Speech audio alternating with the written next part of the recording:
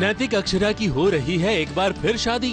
एक बार फिर वो दोनों ही दुल्हा दुल्हन बनकर ले रहे हैं 7 फेरे और अग्नि को साक्षी मानकर 7 जन्मों तक साथ निभाने की खा रहे हैं कस्में। और अचानक सब कुछ बदल जाता है। अक्षरा अपने गले का फूलों का हार निकालकर भागने लगती है। अचानक नैतिक, शौर्य और नंदिनी का पति मोहित भी भागम भाग कर रहे हैं। शादी के मंडप की अग्नि को बुझाने का प्रयास कर रहे हैं। तो अचानक नैतिक और शौर्य पंडित बने मोहित को ही उठाकर भागने लगते हैं और फिर हंसी की फुहारें उठने लगती हैं क्योंकि ये सब एक्टिंग कर रहे हैं।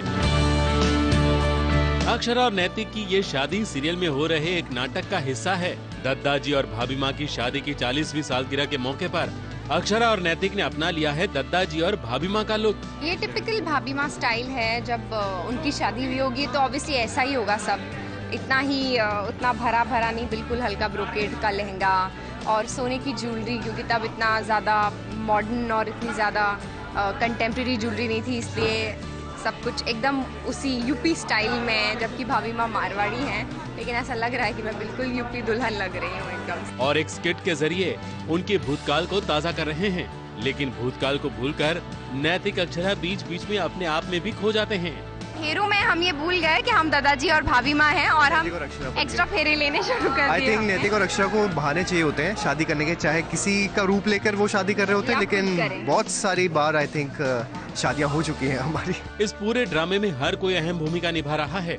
दद्दाजी, बुआ दादी और राज बन्ना का बचपन, नक्श, अनन्या और नंदिनी मोहित का बेटा दिखा रहे हैं। नक्श धोती कुर्ता पहनकर दद्दाजी की ही तरह राज बन्ना को बचा रहे हैं।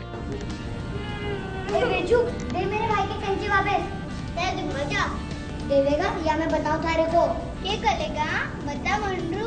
वही जो दिन कबड्डी के मैदान में किया था, भूल गया? तब दिलाऊं याद तारे को।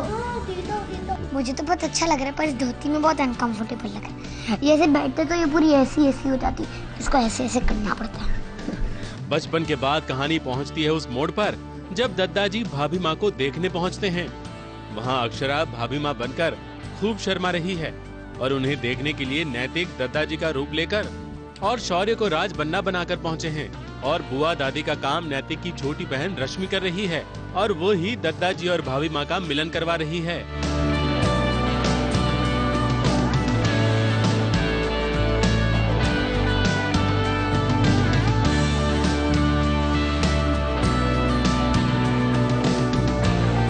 दद्दाजी और भाभी माँ की शादी के बाद बारी आती है राज बन्ना और गायत्री की शादी की। अक्षरा भाभी माँ बनी है तो अक्षरा की भाभी वर्षा गायत्री की भूमिका निभाने के लिए उसी की तरह तैयार हुई है। अक्षरा अब तो बिल्कुल भाभी माँ जैसी ही लगती है, वैसी ही साड़ी, वैसा ही माथे पर बोरला और अभिनय भी वैसा ही।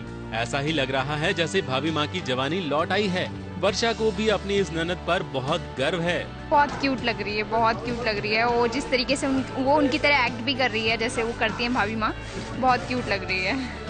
भाभी माँ और गायत्री के रिश्ते को अक्षरा और वर्षा ने बहुत अच्छी तरह से दिखाया।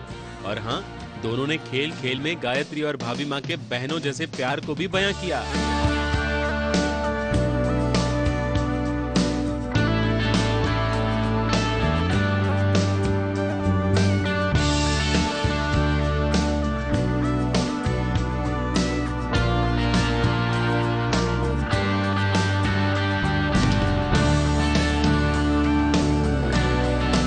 अब भाभी माँ का माँ वाला रूप भी अक्षरा ने दिखाया है। नन्ही सी नंदिनी का जन्म हुआ है और घर में खुशियां छाई हैं।